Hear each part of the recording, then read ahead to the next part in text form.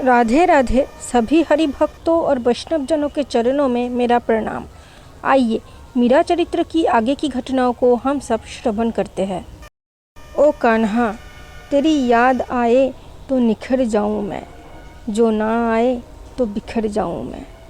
राधे राधे।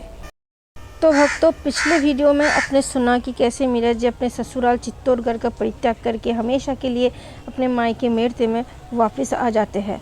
शत्रुओं के आक्रमण के चलते वो सभी लोग अपने परिवार सहित पुष्कर में जाकर निवास करते हैं। पुष्कर में निवास काल में मीरा जी को उनके जीवन आराध्य श्री गिरधर गोपाल ने अलग ही प्रेरणा दी। मीरा जी सोचने लगी कि दर दर ठोकर खाने की अपेक्षा यही उचित है कि अपने प्राण प्रियतम के देश श्रीधाम वृंदावन में वास किया जाए। उन्हें इस बात की बहुत ग्लानि हुई कि ऐसा निश्चय वे पहले क्यों न कर सके, क्यों चित्तौड़ से सीधे वो वृंदावन न जा सके। फिर उन्होंने श्रीधाम वृंदावन जाने का निश्चय कर लिया और वहाँ से जाने के लिए बस कुछ सैनिकों को साथ लिया, अपने दास दासियों को साथ लेकर के कुछ तीर्थ यात्रियों के साथ वे वृंदावन के लिए निकल पड़े। मीरा जी गाने लगी, चला वही देश, कहो तो कुसुमल साड़ी रंगाबा, कहो तो भगवा भेष, कहो तो मतियन मांग पुराबा, कहो छिटकाबा केस, मीरा के प्रभु गिरधर नागर, सुनजो बीरद नरेश। अपने प्रियतम के देश मतलब अपना देश पहुंचने के लिए उनके सोई हुई लालसा हृदय का बांध तोड़कर मानो आकाश छूने लगी। ज्यों-ज्यों वृंदावन पास आ जाता था, हृदय का आवेग अदम्य हो जाता था। उनके बड़े बड़े आँखों की पुतलियाँ वन विजन में अपने प्राणाधर की खोज में विकल हो चंचलतापूर्वक इधर उधर नेत्र सीमा की मानो परिक्रमा सी करने लगती। वे बार बार पालकी रथ रुकवा कर बिना पदत्राण धारण किए पैदल चलने लगती थी। भगवान के भक्तों को बस यही रोग लगा रहता है। वो जो भी दिखे, जो भी चीज़ दिखे, जो भी जगह दिखे, जहाँ भी दिखे, बस उस जगह पर अपने प्रभु को ढूंढने की कोशिश करते रहते हैं और उनको दिख भी जाते हैं। शायद आप में से किसी को अगर थोड़ा बहुत आपने भजन किया होगा, आपको भी ऐसा अनुभव होगा।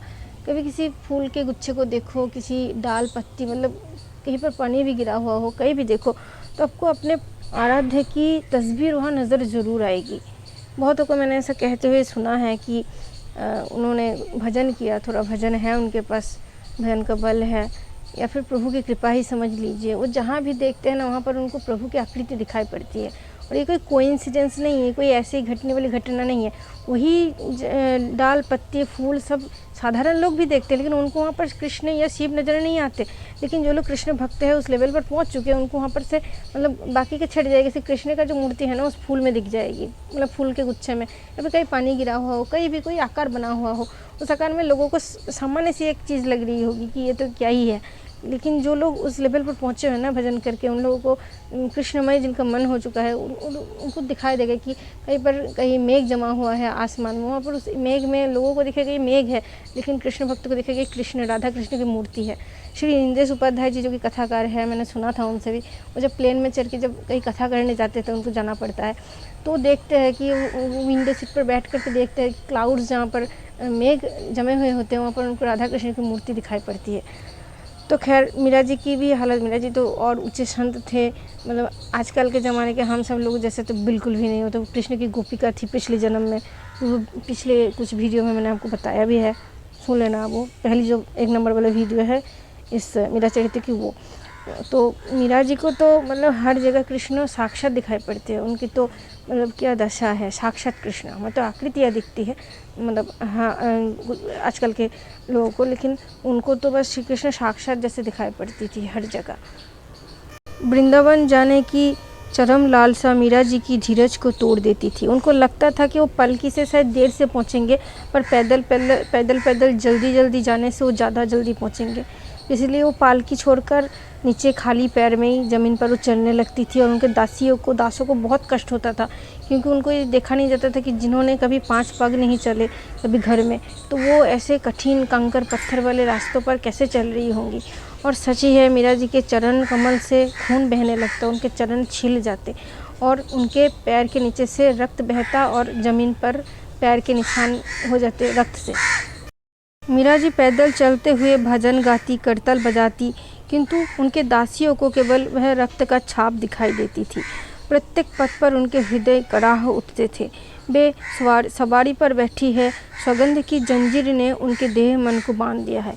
मीरा जी ने उन सभी को सौगंध दिया कि मैं भले ही पैदल चलूँ, तुम सभी लोग सवारी पर चलो।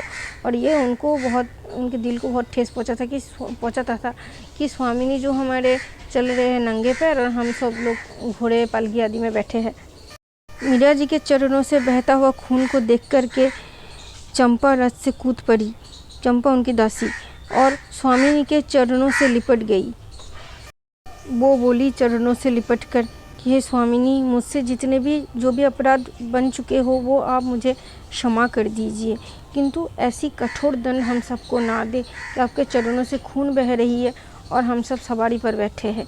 इससे ये सब हम सबसे सहन नहीं होता। और ये सब बोल करके चंपा वहीं पर अचेत होकर गिर पड़ी। जब चंपा को होश आई तो उन्होंने पूछा, क्या हुआ तुझे?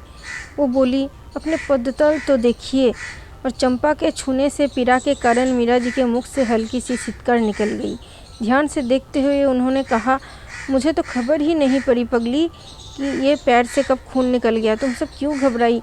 यदि कुछ हुआ भी हो तो सार्थक हुए ये मांसपिंड पैर के, हानि ही क्या हुई भला?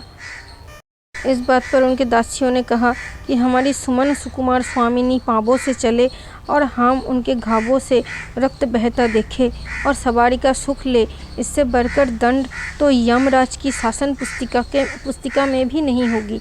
हमारी क्षमामयी कोमल हृदया स्वामिनी ने हम दासियों को ऐसी सजा क्यों दी? अब से ही हृदय में सुख भोगने की लालसा रही होगी हम सबकी, स्वामिनी को कष्ट पाते देखने की चाह रही होगी। तभी यह विधान हुआ होगा हमारे लिए। चंपा के इस कथन के साथ ही सभी लोग बरबस जोर से रो पड़ी। जो यात्री यह दृश्य देख रहे थे वे भी अपने को रोक नहीं सके, उनकी आंखें भी बहने लगी। रात होने पर दासियाँ उनके घायल तलवों पर औषधि लेप करती, चरण चाप कर थकान मिटाने की कोशिश करती, किंतु मीरा के मुख में एक ही बात थी कि वृंदावन आप कितने दूर रह गया है, किसी से पूछकर तो आओ। समीप जानकर चलने को उठ खड़ी होती। जो यात्री पहले कभी वृंदावन गए थे उन्हें बुलवाकर दूरी पूछती, वहाँ के घाट बाट वन कुंज और मंदिरों का, यमुना जी का हाल पूछती, वहाँ की महिमा कभी स्वयं बखान करती और कभी दूसरों के मुख से सुनती। वे गाती, चालो मन गंगा जमुना तीर, गंगा जमुना निर्मल पानी शीतल होत शरीर, बंसी बजावत गावत कन्हो संग लिया बलबीर, मोर मुकुट पीतंबर सोहे कुंडल झलकत हीर, मीरा के प्रभु गिरधर नागर चरण कमल पर सिर। चलते चलते कहीं एक साथ नदी, पर्वत और वन दिखाई देती तो मीरा जी को वृंदावन की स्फुरना हो आती। वे गाने नाचने लगती। बहुत कठिनाई से समझा पाती उन्हें दसिया कि यह वृंदावन नहीं है, वृंदावन तो अभी थोड़ा दूर है। ब्रज की सीमा पर पहुंचकर यात्रा रोक देनी पड़ी। मीरा जी धरा पर लौट गई। अपना घर, अपना देश, अपने प्रियतम के देश देखते ही उनके संयम के बांध टूट गए। उनके आँखों से बहती गंगा यमुना का जल उस पावन धरा का अभिषेक करने लगी। देह धूल धूसरित हो उठी। मीरा जी निरंतर अस्पष्ट कंठ से अपने प्राण प्रियतम को पुकारती रही। बहुत यत्न करने पर भी वे प्रकृतिस्थ नहीं हुई। किसी प्रकार भी उन्हें 2 कर अन्न और 2 घूंट पानी नहीं पिलाया जा सका।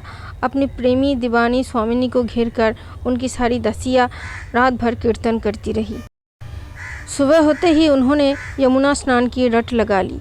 यमुना भी दूर है, ये सब समझा बुझा करके उनको पलकी पर चढ़ाया गया। वृंदावन धाम ये तो है ही प्रेम परवश प्राणों का आधार। उनके हृदय सर्वस्व की लीला स्थली, रसिकों का निवास स्थल।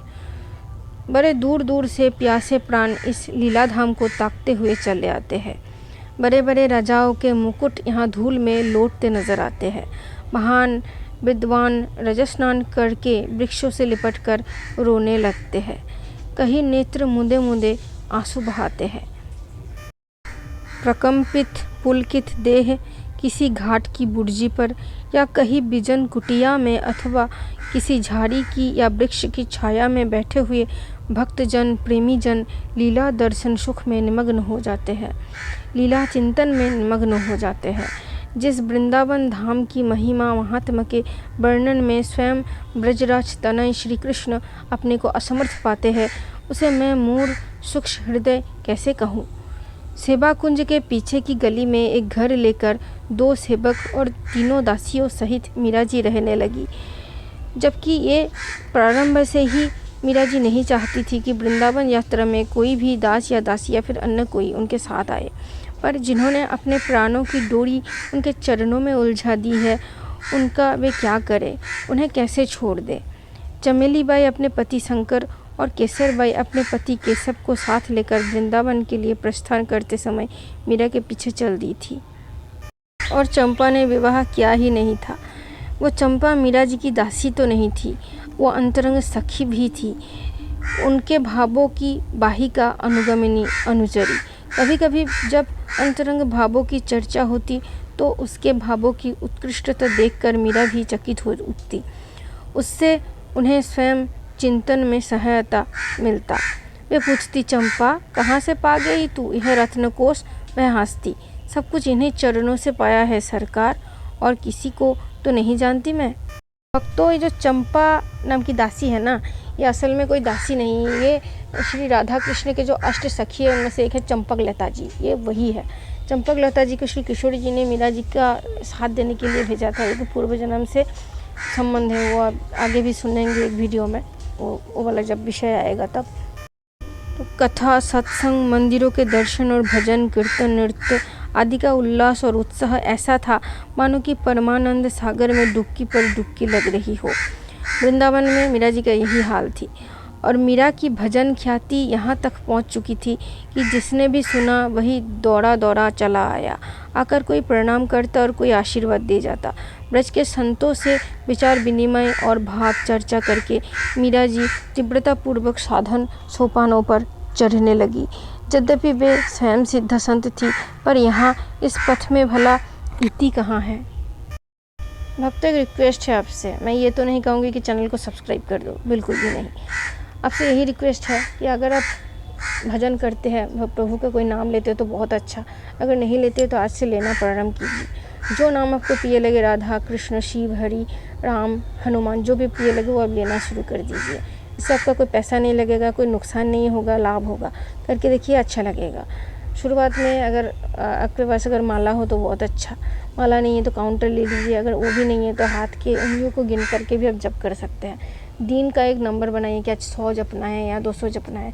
शुरुआत में आप 10 से ही शुरू कर सकते हैं, शुरू तो कीजिए, एक बार शुरू करके देखिए। अरे इस कलयुग में सब क्या कर रहे हैं, बस खा रहे हैं, सो रहे हैं और बाकी काम नहीं, रिपीट कर रहे हैं, वही चीज़ रिपीट हो रहा है।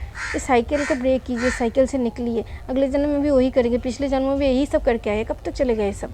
इसको ब्रेक कीजिए, अगला जन्म ना हो इसके प्रयास कीजिए।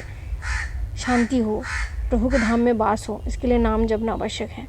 एक कृष्ण नाम आपको इस भव सागर से पार कर सकता है, आपका एक जन्म रोक सकता है, इस जन्म से आपको मुक्ति दिला सकते हैं। कितने कष्ट पा रहे हैं आप इस जन्म में, हम सब पा रहे हैं। इस कष्ट से मुक्ति कब है, अगले जन्म में भी तो नहीं, तो फिर अगले जन्म लेना ही क्यों है, इसी जन्म में इसका समाप्त करते हैं। जितना ज़्यादा हो सके प्रभु का नाम लीजिए, राधा राधा कृष्ण कृष्ण जपिए, हरे कृष्ण महामंत्र जो जपिए। अगर गुरुजी ने दीक्षा में कोई मंत्र या नाम दिया उसे जपिए, पर जपिए ज़रूर। तो आज के लिए बस इतना ही। राधे राधे।